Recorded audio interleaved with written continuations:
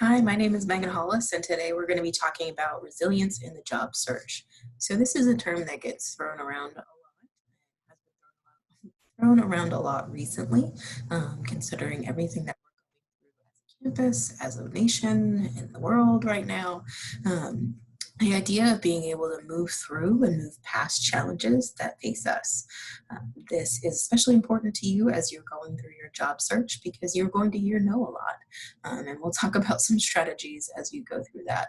But one of the biggest reasons it's important is because looking for a job is a job, and you get to do that on top of all of your other schoolwork right now. Lucky you, yay. So the strategies that you develop now will help you as you go through and do this again and again in the future. This is not the only time in your life that you'll be looking for an opportunity. So resources and strategies that you can develop now will help you so much more in the future as well. So let's dive in. For those of you who love agendas, here's what we're going to be talking about today. We're going to start off with a little bit about mindfulness and why that's important to think about, moving into resilience, and then talk about some strategies to keep going. So mindfulness, I did some work with The Well, specifically Mia Liadis at The Well, and she's got some really interesting and really helpful resources to think about this. So if you want to dive in a little deeper, reach out to them. But one of the definitions she provided in a previous workshop that we did was that mindfulness is an awareness that rises through paying attention on purpose in the present moment, non-judgmentally. And the I want you to pay attention to about this definition is the idea of paying attention on purpose. So you do that in classes, you do that for the content that you learn, you do that in your rotations and your clinicals, but do you do that for you and how you feel? So when you are in a stressful situation, what do you notice about yourself? Is it your heart's racing? Is it that you breathe a little quicker? Is it that you tend to forget things, or that you do things more quickly, or you tend to slow down? What are the things that you notice about yourself when you are stressed out, when you are facing adversity or challenges? So paying attention to those can help you, one, be more aware, but two, develop strategies to combat those. So talking about some strategies that will be helpful for you. These are things that we can talk through individually about how you can identify your needs or how you can take care of you in this process. So the first step is to identify your needs. So based on those things that you've noticed about yourself when you are stressed, what do you need in order to keep going? If you feel like your brain has too many tabs open, can you close some of them, or can you change your focus? If you are somebody who finds yourself, sitting in one place all day, just studying and typing and trying to get things done and applying for job after job, can you get up and get outside and take a deep breath, or go meet some friends for lunch, or grab coffee or something to change your pace or to help get you refocused? So what are your needs in that moment? Finding your allies is also important. So who are the people that you lean on? Who are the resources that you lean on for help in situations that you find stressful? Is it friends? Is it family? Is it your friendly career services person, or anybody else on campus who's here to help you? Find your allies and don't be afraid to use them and talk to them. But in that moment also, it's a good idea to model self-care for you and your friend group. So being busy is not a badge of honor that you should carry, so you don't have to worry about that. It's not something that where you need to feel like you have to talk about everything that you're doing all the time, unless that's helpful for you. But don't forget to take care of yourself in this process, because if you take care of yourself, then you'll find that that filters through your friend group. Those strategies may be used by others, and being a model for taking care of yourself is always a good thing. In that same lens, make sure you check in with others. If maybe you haven't seen a friend in a couple days, figure out, are they spending all of their time in the library or holed up in their apartment trying to get things done? Do they need a break? Do they need someone to talk to about things that are going on? And be that person that spreads good vibes. So it's always good to hear good things about yourself. And people are so hesitant to share the good. They do it on Yelp, or, feeling usually when you leave a review somewhere, you're more likely to say something bad than something good. But be the person who spreads the good, especially in your friend group, in your social circle, things like that. That'll filter through. So moving into resilience, I did a presentation with Dr. Joyce Lloyd here on campus, and this is the definition that she brought out. So this focuses on that first paragraph is talking about how resilience is the process of adapting in the face of adversity, trauma, challenges, anytime that causes significant stress to you. So that can be anything related to finances, classwork, school, health problems, family, relationship, anything that creates challenges. But the idea of resilience means bouncing back. It means not letting those challenges stop you. And then resilience is also not something that you have or you don't have. It's something that everybody can develop. And the way you develop it is by being aware of your behaviors, by experiencing challenges, by experiencing failures, and moving forward. So you probably have some resilient people in your circle or people you notice that always seem like they're moving forward, doing well. If you don't hear some qualities of resilient people, that can be helpful to use as a barometer or a kind of measure of things to shoot for. So resilient people tend to have optimism or faith. They have that belief that things will work out, maybe not necessarily always for the way they want them to work out, but things will work out. And that's true. So having that optimism, having that faith, that belief that the glass is half full is a good way to make sure you're staying resilient. They have a sense of integrity, so maybe they're not expanding on skills they don't have on a CV or a resume or a cover letter that may potentially create some awkward situations or some internal or external, hopefully not, external conflict later in your future. So a sense of integrity is important also. And they lean into their social support. So they don't feel like they have to do everything by themselves. It's so easy to think that a job search or even classwork is something that you have to do on your own, when a lot of times things are meant to be groups. Things are meant to be done in teams. And it's good to reach out to people and get some support as you go through any of those processes. Resilient people have decisiveness and responsibility, so they don't let themselves get bogged down by ambiguity or being stuck between too many choices. They have strategies to help them pick things and make decisions based on what's good for them. And on that same line, they have perseverance and tenacity. They have that internal motivation to keep going. And then along those same lines as well, like a little bit of self-control. So maybe they don't let themselves be sucked into that next episode of whatever you're watching on Netflix, right? Not selecting the exit button. So they have the self-control to keep going, to persevere, to move forward.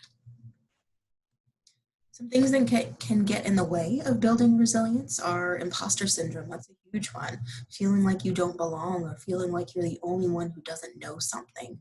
I can tell you, if you're watching this video, you're most likely a VCU student, and you have been accepted or applied and been accepted to a program at VCU. So if nobody has ever told you that before or told you this before, let me be the first to tell you, you belong here. You are here for a reason. If and when you hear no in the job search, that does not mean that you don't belong in your field. It just means that there are things about that application process, about that job, about that employer that you couldn't control. So you never know how somebody's feeling on any particular day. You don't know who else is in the job search pool.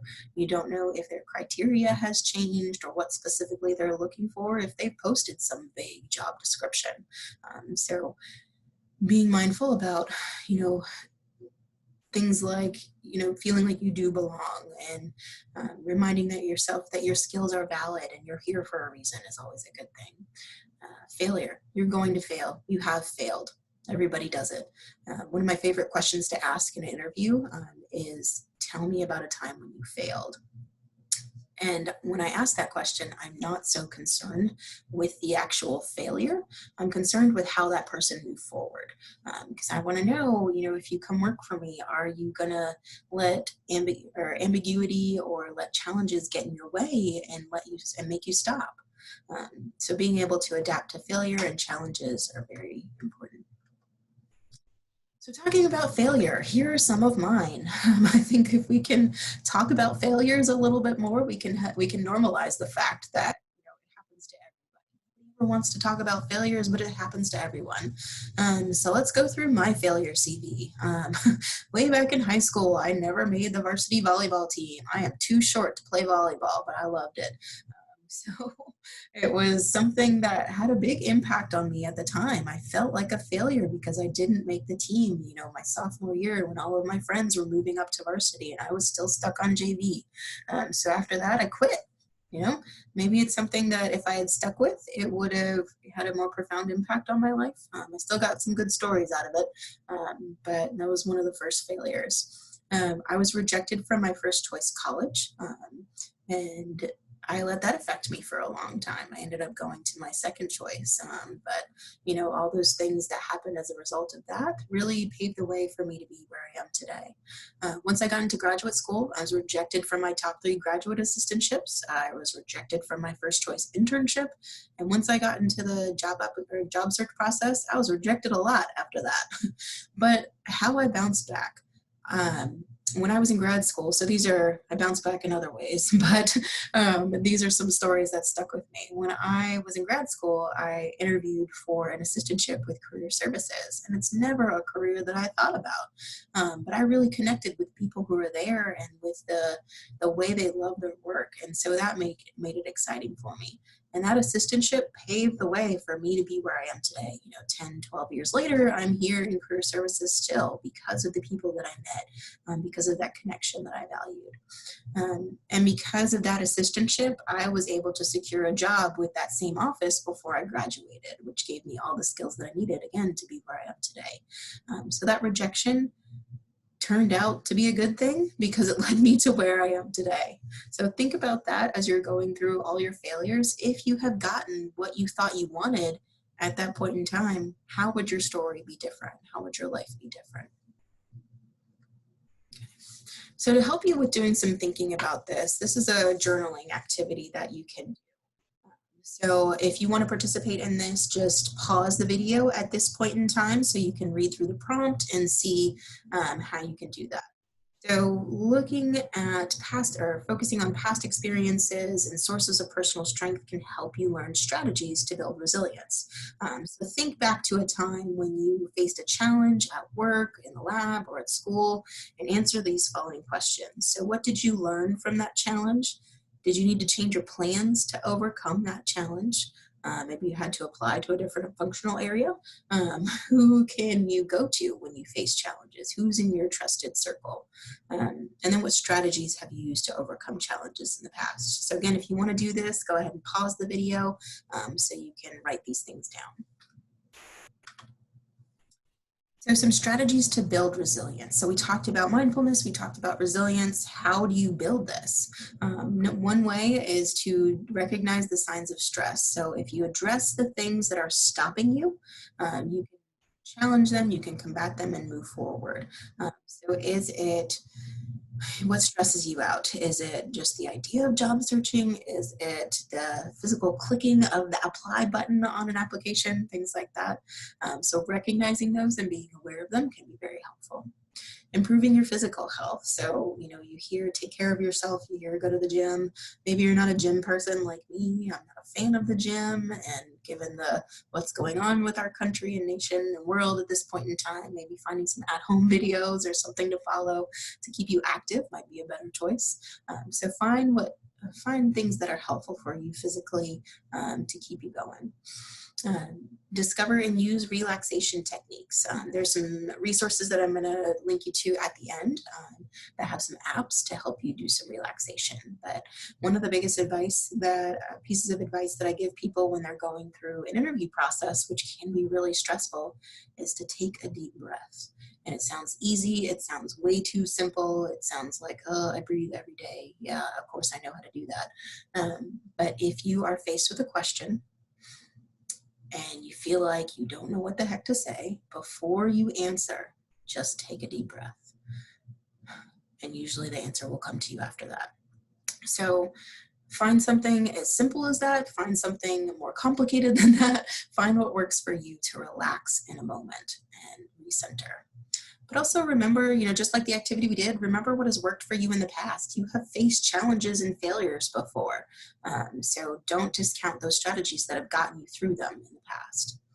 Practice positivity daily. So figure out what are some good things that you can focus on. What are you grateful for in a moment? And things like that, and not just focusing on the negative. It's so easy to focus on negative when you feel like you're facing challenges. But if you look at the positive, you think about all that you have accomplished up until this point, it'll keep you going. And then engage in meaningful activities. So what brings you energy? What brings you joy as you go through this process? Is it taking a break? Is it connecting with a mentor or meeting with career services or something like that? What are some meaningful activities that can help keep you going? And then reframing negative thoughts. So it's so easy to say, I'm never going to get a job. I've been rejected so many times. What's going on?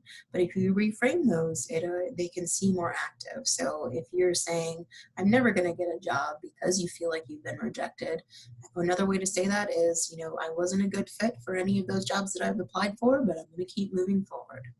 And then creating a caring community. So lean into the people who are helpful for you, the resources that are helpful for you, and use them. SMART goals. I'm sure you have heard lots of information about SMART goals, so I won't spend too much time on that. But moving forward without a plan isn't really helpful. So create a plan for yourself, especially if you're tackling job searching on top of being a student. It's hard to figure out when to put that into your schedule. So create a goal of applying to so many jobs per week, or researching so many new opportunities per week. Create a goal to help you keep moving forward. So Career Services had developed this worksheet that I've linked here. And it walks you through the process of creating a SMART goal. So if you would like the slides or if you'd like the sheet, then I think I'm going to email them to your professor so you'll have them there too, along with this recording.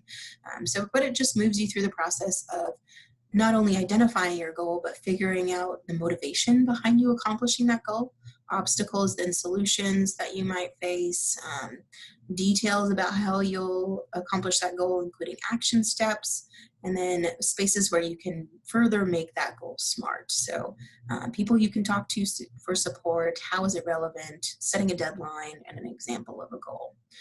So those are some helpful ways to make sure you're setting SMART goals for yourself. Let's go back here. Another strategy is to stay organized. So it's easy to, maybe lose track of a job that you've applied for or forget the name of somebody. If you're an Excel spreadsheet person, this is what I did when I went through my job search. I had an Excel spreadsheet or a Google sheet open, and I had all these different headings here. So this doesn't have to be what you use, but here's an example of what's worked for me before. So every time I applied to a job, I wrote down the job title, the organization, when I applied, when the job closed, and any follow-up I did. So did I reach out to the department head, or did I reach out to the friend that I know that works there to help me, get a better idea of what it's like to work there? And you're gonna apply online, so make sure you write down your username and password in case you need to log back in and change anything, and then any results. So find what works for you, but make sure you track your work. To make sure you don't try and apply for the same job twice, or forget the name of somebody and maybe apply for one job, but then you get a call for that job and then you call it another job. So figure out how to make sure you stay organized in this process. Write things down if that's your style, but overall make sure you reflect after each experience to keep you moving forward. And then also reward yourself as you go through. So what are those things that you can look forward to at the end of the day, at the end of the hour, if that's the better model for you to keep you moving forward and organized. So these are the resources that I've mentioned. If you're a reader, here's some articles that you can explore. This link has a list of apps that will help you, or that can help you with mindfulness and resilience as you go through. And I'm a big fan of TED Talks, so I've listed a couple here that may be helpful for you. These are also some on-campus resources, including the Well that I mentioned, University Counseling Center, Career Services is here, and a lot of other great ones that can help you with kind of that overall feeling of either resiliency or mindfulness. If you have any questions after what we talked about today, please feel free to email me. This is my email address right here. Again, I'm the Career Services person for all students on the MCV campus, so I'm here if you need help. But what I want you to remember about today is that you have so many resources available to you as a VCU student. You will never in your life be surrounded, never again in your life be surrounded by so many free resources, or resources that are included in your tuition. So make sure you use them while you're here. So thanks, and feel free to follow up if you have any other questions.